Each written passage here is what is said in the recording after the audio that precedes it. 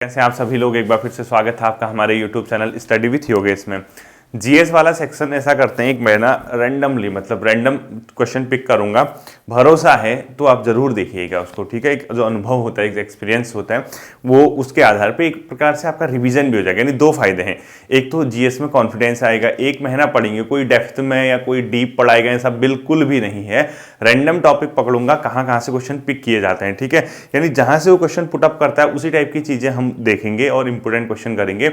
और एक आज की पहली क्लास है, और आपको अगर आज की क्लास समझ आती है, यानी आपको लगता है कि हाँ सही हो रहा, एक महीने के अंदर हम इसी तरीके से चीजें कवर करेंगे तो इतिहास, भूगोल, अर्थशास्त्र और जो आपका ये बचता है पॉलिटी वाला जो पोर्शन है वो हमारा अच्छा खासा कवर हो सकता है।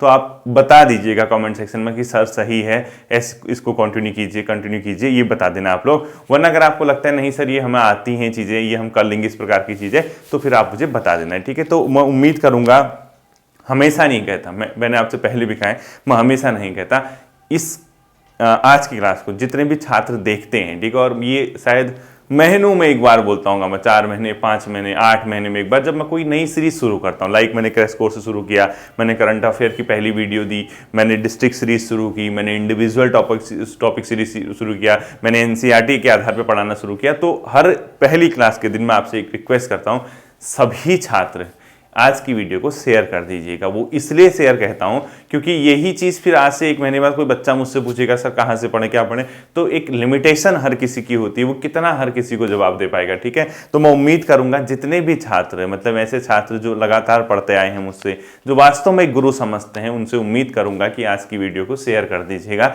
अपने व्हाट्सएप पे, अपने ग्रुप पे, या फिर अपने भी जिस भी मीडियम में आप करते हैं, ताकि कल के दिन कोई नया छात्र मुझसे फिर यही ना पूछे कि मैं कौन सा जीएस पढ़ूं, एक महीने में क्या पढ़ूं, ठीक है। तो देखिए, जीएस डे 1 एक हिसाब से कहा जा सकता है, ठीक है। सिर्फ जीएस चलेगा इसमें, ठीक, जीएस और लास्ट, और इसके अलावा जैसे आप कहते हैं ना कि सर कंप्यूटर और रीजनिंग, वो कैसे चलेगा मैं बता रहा हूं आपको। वो कंप्यूटर और रीजनिंग के जो क्वेश्चन हैं वो हम क्या करेंगे, जैसे मैं हो सकता है कि 2 वीडियोस दे दूं आज, यानी अगर मैं सैटरडे संडे या छुट्टी के दिन अगर 2 वीडियोस दूं तो उसका ये मतलब होगा कि सेकंड वाले सेशन में रीजनिंग और कंप्यूटर के क्वेश्चन होंगे। यानी कहीं ना कहीं उत्तराखंड हमने काफी पढ़ी है, कहीं ना कहीं हमने हिंदी काफी पढ़ी है, अब जो सेशन आ गया है वो आ गया जीएस का, यानी जीएस भी पढ़ी है, लेकिन जहां से यूकेपीएससी, अगर यूके ट्रिपल एससी एग्जाम कराता मैं नहीं पढ़ाता ये चीजें, जहां से यूकेपीएससी का आज तक का ट्रेंड रहा है, जहां से वो क्वेश्चन पुट करता है, वही चीजें मैं आपको बताता हूं, ठीक है। देखिए बच्चों, ये रैंडम होगा, कुछ भी पढ़ा सकता हूं इसमें, ठीक है। एक काम कीजिए आप ना, एक पहला हेडिंग लिख लीजिए आप, उष्णकटिबंधीय चक्रवात, यानी उष्णकटिबंधीय चक्रवात आपको हेडिंग डालना है। इसका क्या मतलब है कि जो उष्ण ट्रॉपिकल एरियाज होते हैं वहां पर जो चक्रवात आते हैं, साइक्लोन आते हैं, उससे संबंधित उसको कहां पे क्या नाम दिया जाता है, ठीक है। ये देखना है आपको। अब आपको नाम कैसे लिखना है, सबसे पहला आप लोग लिखिए हरिकेन। क्या लिखोगे आप? हरिकेन, ठीक है। सेकंड नाम लिखो आप विली विली। क्या लिखोगे? विली विली, ठीक है। थर्ड नाम लिखो आप लोग टाइफून। थर्ड क्या लिखोगे? टाइफून। फोर्थ नाम लिख लिया आप लोग चक्रवात। फिफ्थ नाम लिख लीजिए आप टॉर्नेडो। टॉर्नेडो भी एक प्रकार के चक्रवाती होते हैं, ठीक है। और लास्ट लिखो आप लोग बागियो, ठीक है। पहली चीज, अगर आपसे किसी भी केस में ये पूछता है कि ये क्या चीज है, टाइफून क्या है, विली विली क्या है, what do you understand by hurricane वगैरह, तो अगर आपको ये क्वेश्चन पूछता है तो मुझे लगता नहीं कि आपको कोई परेशानी आनी चाहिए कि आपसे सीधे सीधे ऑप्शन में लिखा है। ये क्वेश्चन क्या पूछता है ना बच्चों, ये जो चीजें हैं, ये नाम है, ये क्या है, सबके सब उष्णकटिबंधीय चक्रवात है, इनको कहां पे क्या पूछा जाता है, क्या बोला जाता है, वो आपसे क्वेश्चन पूछता है। तो हरिकेन बोला जाता है इनको यूनाइटेड स्टेट ऑफ अमेरिका के क्षेत्र में, यानी कहीं ना कहीं जो कैरिबियन सागर है, यानी कैरिबियन सी है, वहां पर इसको बोला जाता है। और कैरिबियन सी कहां पर आपने देखा होगा, कैरिबियन सागर, ठीक है। ये कहां पर आपने देखा है, जो ये आपका अटलांटिक महासागर है, अटलांटिक ओशन है, उसमें देखना आप, क्योंकि अटलांटिक ओशन का जो शेप है एस के आकार का है, और यहाँ जो पोर्शन है नॉर्दर्न अमेरिका है, उसी की जड़ पे यहाँ पे देखना, जहाँ पे वेस्ट इंडीज वगैरह के द्वीप समूह, वहीं पे कैरिबियन सी है, यानी यूएसए और कैरिबियन सी में इसको क्या बोला जाता है, हरिकेन बोला जाता है। विली विली बोला जाता है बच्चों इनको ऑस्ट्रेलिया में, यानी अगर आपसे कभी ये पूछेगा कि उष्णकटिबंधीय चक्रवातों को किस जगह पे विली विली नाम से जाना जाता है, तो आपका आंसर होना चाहिए ऑस्ट्रेलिया। टाइफून बोला जाता है बच्चों इनको जो ये दक्षिण पूर्वी एशिया का क्षेत्र है, यानी अपने आप में जहां पर जापान है, फिलीपींस है, ये जो ये इलाके हैं, चाइना है, ये जो मतलब प्रशांत महासागर का इलाका है, वहां पर इसको टाइफून बोला जाता है। यानी आप कहीं ना कहीं चीन, जापान और फिलीपींस का इलाका लिख लीजिए इसको, चीन सागर यानी चाइना का जो इलाका है, ठीक है, ऑब्लिक जापान, इस जगह पे ऑब्लिक कहां पर मतलब ये टाइफून कहां पे हो जाएगा, फिलीपींस। तो आपका इसका सीधा सीधा मतलब हो गया कि ये पैसिफिक ओशन का पार्ट है, क्योंकि ये प्रशांत महासागरीय इलाका होगा, यानी ब्रैकेट में पैसिफिक ओशन लिख लीजिए इसको, और इसको ब्रैकेट में लिखो अटलांटिक ओशन, ठीक है, ऐसे लिख दीजिए। इसके बाद चक्रवात नाम से लग रहा है आपको कहां बोला जाता है, भारत में इसको चक्रवात बोला जाता है। टॉर्नेडो बोला जाता है बच्चों यूएसए के ही इलाके में, यूनाइटेड स्टेट ऑफ अमेरिका का जो इलाका है यूएसए, वहां पे इनको टॉर्नेडो बोला जाता है, यानी इसमें भी कैरिबियन सी लिख लीजिए आप, ठीक है, यही नाम लिख लीजिए कैरिबियन सी, ठीक है, कैरिबियन सागर। और बागियो बोला जाता है इसको फिलीपींस में। तो पहला एक क्वेश्चन जहां से उम्मीद करेंगे कि यहां से आ जाना चाहिए, चलो उसका मन नहीं हुआ एग्जामिनर का, उसने कहा यहां से नहीं क्वेश्चन पुट करता हूं, पुट करेगा तो आपका क्वेश्चन बन जाएगा। आपसे पूछेगा हरिकेन क्या है, विली विली क्या है, टाइफून क्या है, चक्रवात क्या है, टॉर्नेडो क्या है, बागियो क्या है, सीधे सीधे बता दोगे उष्णकटिबंधीय चक्रवात है। और अगर आपसे क्वेश्चन उल्टा करके क्वेश्चन करता है कि किस जगह पे उष्णकटिबंधीय चक्रवात को टाइफून कहते हैं, चक्रवात कहते हैं, टॉर्नेडो कहते हैं, बागियो, रट्टा मार देना, ठीक है। पहली चीज आपकी ये होगी। सेकेंड हेडिंग डालना आपको स्थानीय पवन है, जो हवाएं होती ना बच्चों, वो भी बहुत महत्वपूर्ण रहती हैं यूकेपीएससी के एग्जाम में, वो क्वेश्चन वहां से भी पुट करते हैं कि जो हवाएं होती हैं वहां उसको कहां पे क्या बोला जाता है। तो सेकंड आपने हेडिंग लिखना है स्थानीय पवनें, यानी लोकल एयर जो होती है, ठीक है, स्थानीय पवनें, यानी स्थानीय पवनें किस जगह पे क्या कहलाती हैं, ठीक है। तो आपने सबसे पहले इसी तरीके से एक वो लिखना है, पहले लिखो आप व्यापारिक पवन, व्यापारिक ट्रेड विंड्स, ठीक है, पौने पहला पॉइंट लिखना है आपने। सेकंड पौने लिखना है आपने फान, फान क्या है, स्थानीय पौने। थर्ड लिखना है आपको जोंडा, थर्ड क्या लिखना है, जोंडा। फोर्थ लिखना है आपको सेंटा एना, मोस्ट इंपोर्टेंट है सेंटा एना, ठीक है। फिफ्थ आपने लिखना है चिनूक, सुपर इंपोर्टेंट, चिनूक हवाएं हैं, स्थानीय पौने, ठीक है। अगला लिखना आपको नार्वेस्टर, कहां लिख दूं, इधर लिख देता हूं, ठीक है, नार्वेस्टर, मोस्ट इंपोर्टेंट, नार्वेस्टर, ठीक है।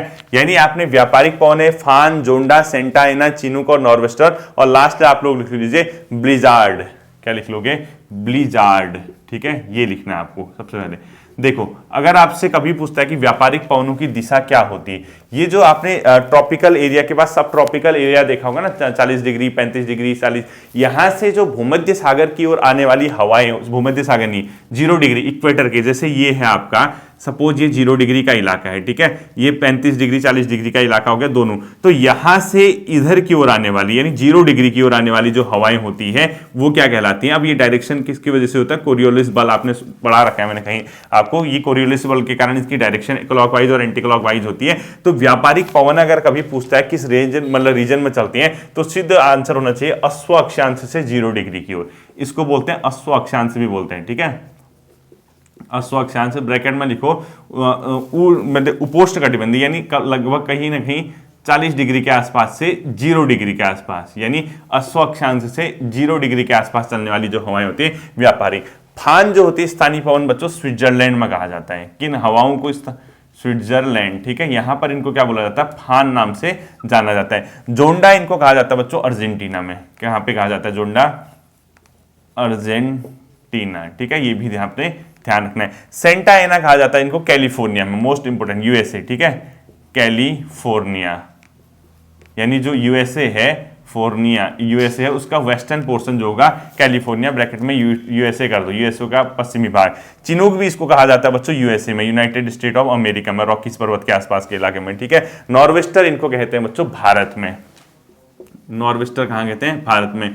जबकि बिलजार्ड क्या होते हैं, एक प्रकार से अपने आप हिम, जो क्या कहते हैं बर्फ होती है ना, बर्फ हिम, तो उसको अपने साथ हल्का हल्का लेके आती हैं, यानी एक प्रकार से कहीं ध्रुवी इलाकों में ये ब्लिजार्ड कहाँ चलती हैं, ध्रुवी पोलर रीजन में, या इसके अलावा आप कहते हो साइबेरिया, साइबेरिया, या आप इसको कह सकते हो कनाडा के इलाके में, सब ठंडे इलाकों में हिम हवाएं होती हैं एक प्रकार से, ठीक है, कनाडा और यूएसए, इसके ब्रैकेट में लिखो हिम हवाएं, हिम पवनें, यानी कहीं ना कहीं अपने आप में हिम यानी पवनों को, जो हिम होता है उसको भी अपने आप में साथ में लेके आती है, ब्लिजार्ड कहा जाता है, ठीक है, ये ध्यान रखना। इसके अलावा कभी कभी एक क्वेश्चन पूछता है कि रुधिर वर्षा कहां पर चलती है। रुधिर वर्षा ये हवाओं से ये होती है बच्चों इटली में, एक क्वेश्चन इंपोर्टेंट कर देना, रुधिर वर्षा, रुधिर वर्षा कहाँ होती है अगर पूछता है तो इटली में होती है, ठीक है। अब इसका ही मतलब नहीं कि खून ही आ रहा है इसमें, ऐसा नहीं है, ठीक है। अभी मैं बताता हूँ क्या होता है रुधिर हवाएं। देखो रुधिर हवा में क्या होता है, जैसे जो सहारा मरुस्थल आपने सुना होगा अफ्रीका के नॉर्दर्न पोर्शन में, वहां से एक हवा होती है वो उत्तरी भाग की ओर बहती है, यानी भूमध्य सागर को क्रॉस करते हुए दक्षिणी यूरोप के क्षेत्र में जाती है। तो जो हवा होती है सहारा मरुस्थल से, वहां से जो रेत है, रेत यानी लाल कलर की जो बलुआ है यानी रेत है, उसको अपने साथ उठाती है, और वो जो भूमध्य सागर से ऊपर की ओर होती है तो वहां से नमी गेन करती है। नमी धारण करने के बाद जब वो इटली वगैरह के इलाके में पहाड़ों से टकराती है तो वहां से वो नमी, क्योंकि लाल रेत लेके आई है, वहां से भूमध्य सागर से नमी ले आई, और इटली वाले इलाकों में जो फ्रांस से इटली का इलाका है वहां वो नमी क्या करते हैं, नीचे गिर जाती है, क्योंकि लाल बर्फ है, वो है रेत है, और पानी भी उसके साथ मिल गया तो रेड कलर की दिखती है, इसीलिए उसको रुधिर वर्षा कहते हैं, ठीक है। तो ये रुधिर वर्षा जो है वो किन हवाओं के कारण होती है, उसको सिराको बोलते हैं। एक हवा है सिराको, ठीक है। ये जो सिराको है स्थानीय पवन है बच्चों, ये जो सिराको है यही जो हवा है इसी के कारण रुधिर वर्षा होती है। ये कहां से चलती है, सहारा मरुस्थल में चलती है, यानी इसके ब्रैकेट में लिखो सहारा मरुस्थल, जो कि नॉर्दर्न अफ्रीका में है, ठीक है। सहारा मरुस्थल से कहां की ओर चलती है, भूमध्य सागर, भूमध्य सागर की ओर चलती है, और भूमध्य सागर से पानी गेन करते हुए अपने आप में इटली के इलाकों में क्या करती है, वर्षा करती है, उसको सिराको बोलते हैं, ठीक है। अब एक और आता है आपका हरमट्टन, क्या है, ये भी बहुत आता है पेपर में, हरमट्टन। हरमट्टन ध्यान रखना, ये सहारा रेगिस्तान में चलने वाली हवाएं हैं जो कि ईस्ट से वेस्ट चलती हैं, ठीक है, सहारा की हवाएं। हरमट्टन कहाँ चलती है, सहारा मरुस्थल में चलती है, जो कि ईस्ट से वेस्ट इसकी क्या रहती है बच्चों, डायरेक्शन रहती है हरमट्टन की, ठीक। एक क्वेश्चन आपने बहुत इंपोर्टेंट सुना होगा, 3 क्वेश्चन, एक तो लिखो दहाड़ता चालीसा, दहाड़ता चालीसा। सेकंड लिखो आप लोग प्रचंड पचासा, प्रचंड पचासा, और लास्ट वाला थर्ड लिखना है आपको प्रचंड पचासा के बाद चीखता साठा, चीखता हुआ साठा यानी 60, ठीक है, चीखता साठा। यानी इसका ये मतलब है ये 40 डिग्री अक्षांश पे दक्षिणी गोलार्ध में, 50 डिग्री अक्षांश पे दक्षिणी गोलार्ध में और 60 डिग्री अक्षांश पे दक्षिणी गोलार्ध में चलने वाली एक प्रकार की हवाएं होती हैं। मोस्ट इंपोर्टेंट क्वेश्चन है, इसको लिखो दक्षिणी गोलार्ध में चलने वाली तेज हवाएं होती हैं, ठीक है। ये 40 डिग्री पे चलती है, ये 50 डिग्री पे चलती हैं, और ये 60 डिग्री पे, यानी यहां लिखो दक्षिणी गोलार्ध में चलने वाली हवाएं, ठीक है। देखिए तेज हवाएं, दक्षिणी में है, नॉर्थ में नहीं है, तेज हवाएं। तो ये आपको स्थानीय पवन से अगर क्वेश्चन पूछता है, ये बहुत आता है वाला क्वेश्चन, ये दहाड़ता चालीसा, प्रचंड पचासा और चीखता साठा क्या है, ठीक है। जैसे ही आप ये पढ़ोगे ये हवाओं से क्वेश्चन आपका बन जाना चाहिए, इससे बाहर नहीं आएगा। इसके अलावा एक अधिकांश समय वो क्वेश्चन क्या पूछता है, महासागरीय जलधाराओं से क्वेश्चन पूछता है, ठीक है। तो अगला हेडिंग आपको 3rd लिखना है बच्चों, महासागरीय जलधाराएं। क्या लिखोगे, महासागरीय जल धाराएं, ठीक है।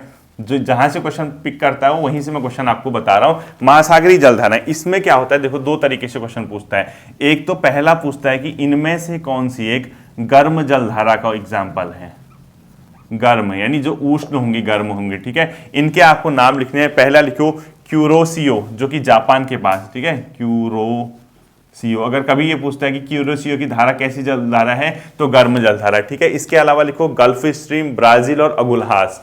क्या लिखोगे, गल्फ स्ट्रीम, ब्राजील की जलधारा और अगुल्हास की जलधारा। ये बहुत आते हैं पेपर में, अगुल्हास, ठीक है। बहुत टाइम है, ऐसा नहीं कि आप नहीं पढ़ सकते इसको। तो क्यूरोसियो, गल्फ स्ट्रीम, ब्राजील और अगुल्हास। इसके अलावा एक आती है अलास्का और इक्वेटोरियल धारा, ठीक है। अलास्का ये जगह के नाम के हिसाब से बनता है, ठीक है। अलास्का पड़ता है यूएसए में, जो कि यूएसए के नॉर्दर्न पोर्शन में है, ठीक है। इसके अलावा इक्वेटोरियल यानी भूमध्य रेखीय, इक्वेटोरियल, ये सब के सब बच्चों इंपोर्टेंट हैं। और ये कैसी जलधाराएं हैं, गर्म जलधाराएं। इसके अलावा 2 जलधाराओं के नाम और आते, 3, इसको ब्रैकेट में लिखो, ये उतने इंपोर्टेंट नहीं है। एक तो उत्तरी अटलांटिक की जलधारा, ठीक है, दूसरा उत्तरी प्रशांत की जलधारा,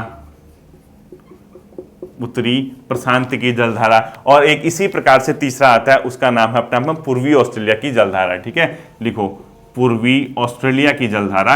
ये 3 के 3 गर्म, यानी अगर आपसे क्वेश्चन ये पूछता है कि इनमें से कौन सी एक गर्म जलधारा है, तो इनके नाम क्यूरोसियो जापान में प्रशांत महासागर, गल्फ स्ट्रीम अटलांटिक महासागर में, ब्राजील के पास, अगुलहास जलधारा याद रखना आपको अलास्का यूएसए में, इक्वेटोरियल भूमध्य रेखा के आसपास। बाकी ये तो नाम से ही लग रहे हैं, अटलांटिक में है तो उत्तरी अटलांटिक में, उत्तरी प्रशांत महासागर में, पूर्वी ऑस्ट्रेलिया में।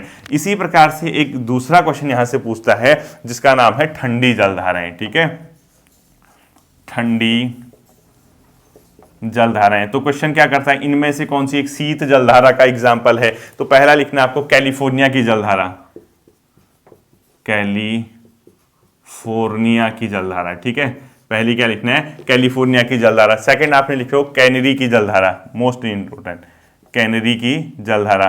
तीसरा लिखना है लेब्राडोर की जलधारा, जो लेब्राडोर है। ठीक है, लेब्राडोर की जलधारा। इसके अलावा एक हम्बोल्ट और ओयासियो की जलधारा लिख लो एक। ठीक है, ये मोस्ट इंपोर्टेंट क्वेश्चन है, हम्बोल्ट और ओयासियो की जलधारा, ओयासियो की जलधारा। तो ये सब के सब कैसी है, ठंडी। कौन सी, कैलिफोर्निया की जलधारा, कैनेडी की जलधारा, लेब्राडोर की जलधारा, हम्बोल्ट की जलधारा और ओयासियो की जलधाराएं। ये ठंडी जलधाराएं हैं, जबकि इसके अलावा 3 हैं वो इतनी इंपॉर्टेंट नहीं है। उसमें लिखो आप लोग एक पश्चिमी पवन की जलधारा और ऑस्ट्रेलियाई जलधारा। ठीक है, लिखो ये इंपॉर्टेंट, इसको छोड़ दीजिए आप, इतना कर दीजिए, ठंडी जलधाराएं कौन सी है और गर्म जलधाराएं कौन सी है। अगर वो इतने से खुश नहीं होता है, अगर उसको लगता है नहीं मैं इतने से खुश नहीं हूं इन बच्चों से, थोड़ा इनका और भी परीक्षण किया जाए, थोड़ा इनके बारे में और पता कर लिया जाए कि कितना इनने पढ़ रखा है, तो वो क्या कर देगा, स्पेशल किस महासागर की जलधारा से क्वेश्चन करता है, यानी ये जलधारा किस महासागर में बहती है, इस प्रकार से क्वेश्चन यू कर देता है। तो हम इसको कैटेगराइज कर लेते हैं। ठीक है, एक इसमें और लिखो, एक जलधारा ऐसी है जो गर्म और ठंडी दोनों है, गर्म प्लस ठंडी। वो जलधारा का नाम है बच्चों बेंगुला की जलधारा, बेंगुला की जलधारा, गर्म और ठंड की जलधारा बेंगुला जलधारा। ठीक है, अब देखते हैं हम। देखो सबसे पहले अगर ये महासागर की पूछता है, अगर वो क्वेश्चन ऐसे पूछ देता है, ऐसे नहीं पूछता, कौन सी एक जलधारा अटलांटिक की है या नहीं है। अटलांटिक की जलधाराएं लिखो, अटलांटिक महासागर की जलधारा। ठीक है, यानी जो जलधारा अपने आप में अटलांटिक की जलधाराएं यानी अटलांटिक महासागर में कौन सी जलधारा फ्लो होती है या नहीं होती, इससे क्वेश्चन पूछता है। तो इसमें ध्यान रखना, गल्फ स्ट्रीम, ब्राजील, कैनरी और लेब्राडोर। क्या क्या लिखोगे, गल्फ स्ट्रीम, कैनरी, ब्राजील और लेब्राडोर। ये सब के सब किस महासागर की हैं बच्चों, अपने आप में अटलांटिक महासागर की जलधारा, यानी गल्फ स्ट्रीम की जलधारा, कैनरी, ब्राजील, लेब्राडोर। इसके अलावा एक उत्तरी अटलांटिक और बेंगुला की आती है। ठीक है, ये भी उसकी है। एक लिखो उत्तरी अटलांटिक है, तो नाम से ही लग रहा है तो अटलांटिक में ही होगी, उत्तरी अटलांटिक और बेंगुला। ये किस महासागर की है, अपने आप में अटलांटिक के। ठीक है, सेकंड आपने इसी प्रकार से लिखना है प्रशांत महासागर की जलधाराएं, यानी कौन सी जलधारा प्रशांत महासागर में बहती है, आपको ये पता होना चाहिए। तो प्रशांत महासागर की जलधाराओं के नाम लिखो, अलास्का, मतलब इसके अलावा जो बची मैक्सिमम प्रशांत में होंगे। ठीक है, तो लिखो अलास्का की जलधारा। सेकंड लिखना है आपको क्यूरोसियो और उत्तरी प्रशांत महासागर, क्यूरोसियो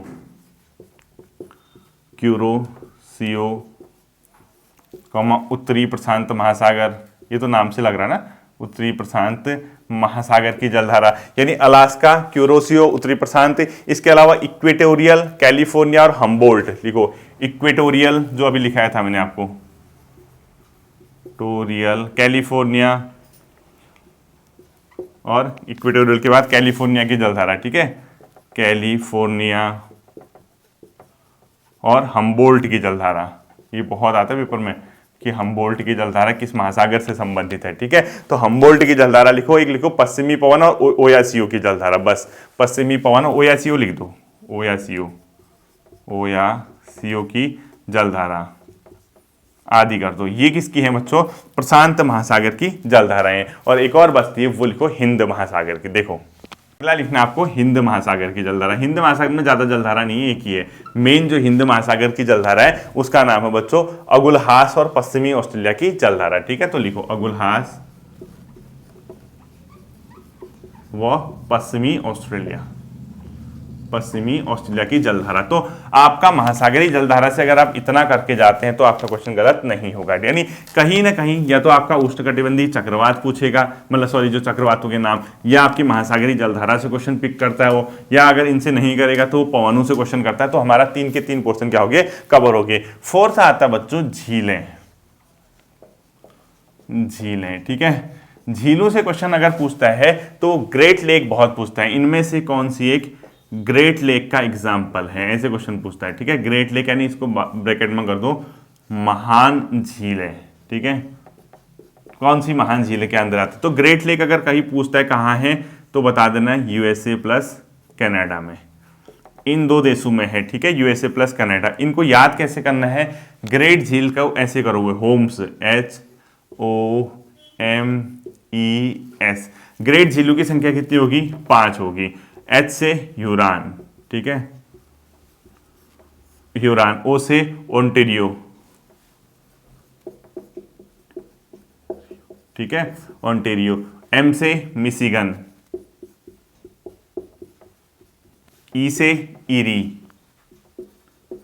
E से ईरी। S से सुपीरियर, सुपीरियर। ये जो है बच्चों 5 झीलें हैं, ये होम्स करके याद रखना है। अगर पूछता है कि ग्रेट झील के एग्जाम्पल कौन से, ये हो गए, ठीक है। इसमें से आपको याद रखना है सुपीरियर जो झील है, ये सुपीरियर झील बच्चों अपने आप में क्या आती है, पूर्व मतलब जो सुपीरियर झील है ये वन ऑफ दी सबसे मतलब बड़ी झील है जो कि ताजे पानी की है, ठीक है। तो सुपीरियर को लिखो विश्व की ताजे पानी की सबसे बड़ी झील, ताजे पानी की सबसे बड़ी झील अगर पूछता है तो क्या कौन सी होगी, सुपीरियर होगी। जबकि विश्व में सबसे गहरी झील पूछता है तो बैकाल, ठीक है, गहरी झील अगर पूछता है तो बैकाल। और अगर पूछता है आपसे विश्व में एरिया प्लस वॉल्यूम यानी क्षेत्रफल और आयतन के आधार पर सबसे बड़ी झील पूछता है तो कैस्पियन सागर लिखो। क्षेत्रफल वो आयतन के आधार पर सबसे बड़ी झील पूछेगा तो कैस्पियन सागर हो जाएगा, गहरी झील पूछेगा तो बैकाल हो जाएगा, और सुपीरियर जो है विश्व की सबसे बड़ी ताजे पानी की झील है। इस होम्स में आपको ये भी याद रखना होगा बच्चों, एक ऐसी झील है जो सिर्फ और सिर्फ यूएसए में है, अमेरिका में है, वो मिशिगन है, ठीक है। बाकी ये सब कनाडा और यूएसए की बाउंड्री पे है, लेकिन मिशिगन झील जो है वो सिर्फ और सिर्फ यूएसए में है, ठीक है, ओनली यूएसए में। यानी कौन सी झील ग्रेट लेक में सिर्फ और सिर्फ अमेरिका में है, यूनाइटेड स्टेट ऑफ अमेरिका, तो आंसर हो जाएगा मिशिगन। जबकि बाकी 4 झीलें दोनों की क्या है, बाउंड्री पे हैं, इसको ध्यान में आपने रखना है, ठीक है। तो ग्रेट लेक के एग्जांपल मुझे लगता है आपको पता चल गए होंगे, इनके नाम पता चल गए। पूर्व से पश्चिम का क्रम नहीं पूछता है, ठीक है, कभी कभी ये हाई लेवल में पूछ देता है कि इनका पूर्व से पश्चिम क्या होगा, पश्चिम से पूर्व क्या होगा, आपके लेवल में नहीं पूछेगा, ठीक है, इतना हार्ड पेपर नहीं बनाएगा वो। इसके बाद आपको ये पता होना चाहिए बच्चों 1000 झीलों का देश किसको कहा जाता है, ठीक है। एक देश ऐसा है जो 1000 झीलों का देश कहलाता है, वो है फिनलैंड। लिखो 1000 झीलों का देश, ये किसको कहा जाता है, फिनलैंड को कहा जाता है, ये ध्यान रखना, ठीक है। फिनलैंड कहलाता है, 1000 जो लेक होती है इसकी कंट्री कहलाता है, या इसको झीलों की वाटिका भी कहते हैं, ठीक है। या इसको क्या लिखो, झीलों की वाटिका। झीलों की वाटिका किसको कहा जाता है, फिनलैंड को कहा जाता है। ये भी आपको क्या रखना है, दिमाग में रखना है, ठीक है। यानी झीलों की वाटिका भी कहते हैं फिनलैंड को। इसके बाद एक क्वेश्चन और आता है, अंगुलियो नुमा यानी फिंगर झील किस देश में, मोस्ट इंपोर्टेंट कर देना इसको। अंगुलियो नुमा या फिंगर झील किस देश में अगर पूछता है तो यूएसए में, ठीक है। तो लिखो अंगुलियो नुमा, अंगुलियो नुमा, इसकी ब्रैकेट में लिखो फिंगर। अंगुलियों नुमा या फिंगर झील कहाँ है पूछता है तो हो जाएगा आपका आंसर क्या है, यूनाइटेड स्टेट ऑफ अमेरिका में ये अंगुलियों नुमा नाम की झील पाई जाती है, ठीक है। एक मोस्ट इंपोर्टेंट क्वेश्चन और है, टिटिकाका झील, बहुत आता है भी पेपर में।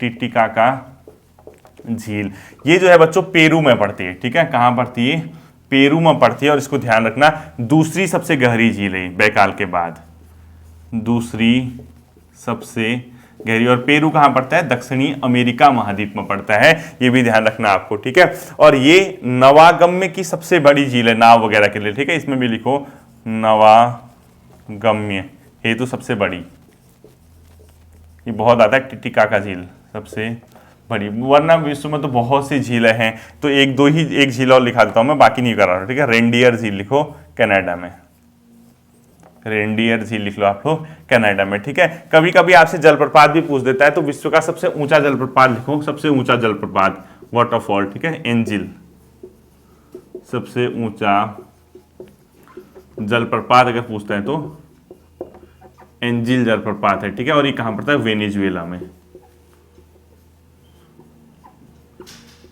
वेनेजुएला में पड़ता है। ठीक है, कौन सा सबसे ऊंचा? जबकि एक विक्टोरिया जलप्रपात है, किस नदी पे है आता है वो?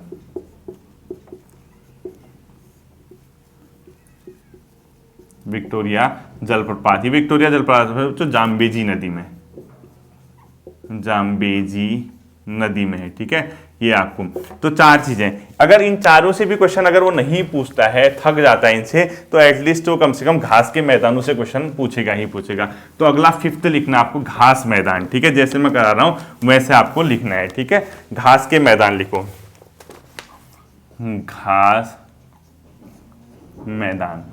इससे दो तरीके से क्वेश्चन पूछता हो, ये फिफ्थ हो गया। ठीक है, या वो पूछेगा कौन से शीतोष्ण है और कौन से उष्ण है। ठीक है, तो पहला लिखो शीतोष्ण घास के मैदान है, जो ठंडे इलाकों के हैं। ठीक है, शीतोष्ण घास के मैदान लिखो। सबसे पहले कौन कौन से आते हैं? एक तो पेरी आता है। ठीक है, दूसरा पूछता हो पंपास, ये भी क्या है? घास के मैदान है जो शीतोष्ण है। ठीक है, इसके अलावा वेल्ड, स्टेपीज और डाउन्स लिखो, वेल्ड, स्टेपीज और डाउन्स। ये सब के सब क्या हैं बच्चों? अपने आप में कैसे घास के मैदान है? शीतोष्ण। शीतोष्ण नहीं पूछेगा तो उष्ण पूछेगा। उष्ण घास के मैदानों के नाम अगर पूछता है तो ध्यान रखना इसको, लानोज कैंपास, लानोज कैंपास। ठीक है, और क्या लिखोगे इसके अलावा? सेल्वास, समाना और पार्कलैंड, सेल्वास, सवाना अफ्रीका में पाए जाते हैं। ठीक है, और पार्कलैंड, पार्कलैंड ये कैसे घास के मैदान है? मतलब अपने आप में शीतोष्ण और उष्ण। बाई चांस यहां से भी क्वेश्चन नहीं पूछता है तो देश का नाम पूछता है कि कहां पे कौन से पाए जाते हैं। ठीक है, तो पियरी लिखो यूएसए में, यूएसए, यूनाइटेड स्टेट अमेरिका और कनाडा में। ठीक है, यानी उत्तरी अमेरिका महाद्वीप में पाए जाते हैं पियरी घास के मैदान। ठीक, इसके अलावा डाउन्स लिखो, ऑस्ट्रेलिया में। डाउन्स कहां पाए जाते हैं? ऑस्ट्रेलिया में। वेल्ड लिखो, साउथ अफ्रीका, दक्षिण अफ्रीका में। ठीक है, दक्षिण अफ्रीका। तो ये तीन तो पता ही होनी चाहिए आपको। इसके अलावा जो पंपास घास के मैदान पाए जाते हैं बच्चों, पंपास पाए जाते हैं अपने आप में दक्षिणी अमेरिका, यानी अर्जेंटीना और उरुग्वे में। ठीक है, लिखो दक्षिणी अमेरिका भी लिख देना साथ में ब्रैकेट में, क्योंकि वो महाद्वीप हो जाएगा। अर्जेंटीना प्लस उरुग्वे, इसमें क्या पाए जाते हैं? अपने आप में पंपास। ठीक है, गलत मत करके आना, वहां अर्जेंटीना और उरुग्वे में पाए जाते हैं, पंपास पाए जाते हैं। ठीक, लानोज अगर आपसे पूछता है तो लानोज पाए जाते हैं वेनेजुएला में। ठीक है, वेनेजुएला में कौन से पाए जाते हैं? लानोज पाए जाते हैं। और इसके अलावा अगर आपसे पूछता है कि कैंपास कहां पाए जाते हैं, तो कैंपास पाए जाते हैं ब्राजील में, साथ साथ लिख भी देना है। ठीक है, कैंपास कहां पाए जाते हैं? ब्राजील में। अगर आपसे पूछता है इसके अलावा सवाना कहां पाए जाते हैं, ये पाए जाते हैं बच्चों पूर्वी अफ्रीका में। क्या लिखोगे? पूर्वी अफ्रीका में। और पूर्वी अफ्रीका मतलब केनिया और तंजानिया, ब्रैकेट में लिखो केनिया है यानी तंजानिया है, इन जगहों पे। ठीक है, केनिया और तंजानिया में पाया जाता है सवाना घास के मैदान, यानी अफ्रीका में पाए जाते हैं। ठीक है, तो पेरी हो गया, पंपास हो गया, वेल्ड हो गया। स्टेपीज तो पता ही है आपको, स्टेपीज जो पाए जाते हैं ये यूरोप में यानी यूरेशिया में पाए जाते हैं, यानी यूरेशिया लिखो, यूरेशिया। यूरेशिया का मतलब हुआ यूरोप और एशिया, यानी जो रूस वगैरह का इलाका है ना, जो ध्रुवी इलाके हैं वहां पाए जाते हैं स्टेपीज घास के मैदान, सब ठंडे इलाकों के होंगे। ठीक है, इसके बाद आता है बच्चों आपका सवाना बता दिया, लानोज बता दिया, सेलवास नहीं लिखा ना मैंने इसमें, हाँ सेलवास, ये पाया जाता है अमेजन बेसिन में, दक्षिणी अमेरिका में। लिखो अमेजन नदी जो है उसका जो बेसिन है दक्षिणी अमेरिका महाद्वीप, वहां पर ही क्या पाए जाते हैं? सेलवास नाम के घास के मैदान पाए जाते हैं। ठीक है, इसमें मैंने टैगा नहीं लिखा है, टैगा भी अपने आप में एक प्रकार के वन होते हैं। ठीक है, अब आपको एक एग्जाम्पल लिखना है, एक टैगा कहाँ पाए जाते हैं कमेंट सेक्शन में बता देना, और पार्कलैंड कहाँ पाए जाते हैं ये कमेंट सेक्शन में। आपका काम होगा टैगा और पार्कलैंड को आप कमेंट सेक्शन में क्या करें? बता दें कि टैगा और पार्कलैंड घास के मैदान कहाँ पाए जाते हैं। ठीक है, जैसे ही हमने पांचवां घास के मैदान देखा, सिक्स्थ और अंतिम जो आता है आज का, वो आता है प्रमुख जल संधियां। ठीक है, प्रमुख जल संधियां लिखो, यानी जल संधियां मतलब एक ऐसा वाटर का एक ऐसा पार्ट, यानी पानी का एक ऐसा गलियारा जो दो स्थल खंडों को यानी लैंड को अलग करता है या दो वाटर वाली को मिलाता है। यानी अगर यहां पर कोई, जैसे ये यूरोप हो गया, ये अफ्रीका हो गया, इसके बीच अगर पानी का एक गलियारा है तो इसने क्या कर दिया, दो भूखंडों को अलग कर दिया, यानी लैंड पोर्शन को सेपरेट कर दिया, और यहाँ कोई पानी का इलाका होगा, यहाँ भी पानी का होगा, और इसने क्या कर दिया, इस लाइन ने इन दो पानी को मिला दिया। तो जल संधियां एक ऐसा भाग होती है जो दो लैंड को सेपरेट करती है या दो वाटर इलाकों को जोड़ती है। ठीक है, ये पता होना चाहिए। तो ये क्वेश्चन डायरेक्ट पूछता है कि विश्व की प्रमुख जल संधियां कौन कौन सी हैं। ठीक है, एक सबसे इंपॉर्टेंट जो आपकी आती है वो जिब्राल्टर जल संधि है, जिब्राल्टर जल संधि। ये जो जिब्राल्टर है बच्चों, ये क्या करते हैं, यूरोप और अफ्रीका को सेपरेट करती है। तो लिखो यूरोप प्लस अफ्रीका को अलग करने वाली जो जल संधि है अफ्रीका के बीच, ठीक है, वो कौन सी है अगर पूछता है कभी, तो वो हो जाएगा अपने आप में जिब्राल्टर जल संधि। इसी प्रकार से एक मोस्ट इंपोर्टेंट है, उस जल संधि का नाम है बेरिंग जल संधि। बेरिंग करती है बच्चों अलग किस किस को, एशिया को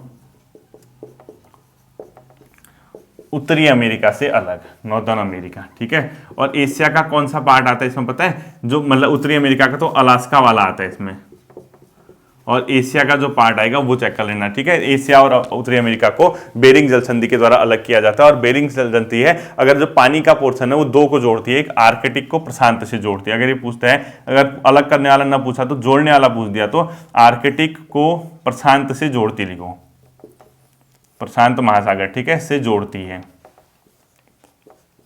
से जोड़ती है। ठीक, थर्ड आपने लिखना है बेरिंग के बाद जो इंपॉर्टेंट है वो है बच्चों आपने डोवर जल संधि, जो कि इंग्लिश चैनल को उत्तरी सागर से के बीच है। ठीक है, लिखो डोवर जल संधि, यूरोप में है। ठीक है, डोवर जल संधि क्या लिखोगे, इंग्लिश चैनल,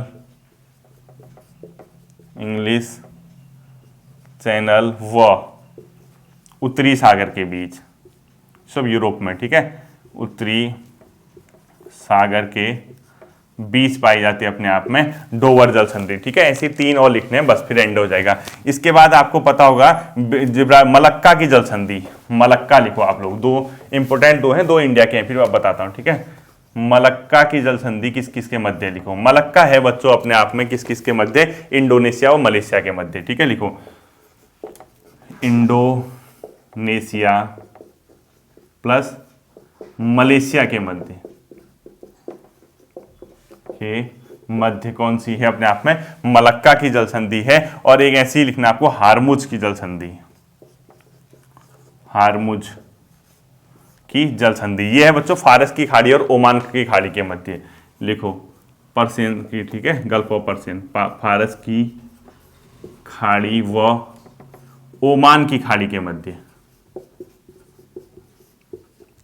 ओमान की खाड़ी के मध्य कौन सी है अपने आप में, हारमुज जल संधि। और अंतिम आता है बाब अल मंदेब जल संधि, मोस्ट इंपोर्टेंट कर देना, बाब अल मंदेब जल संधि।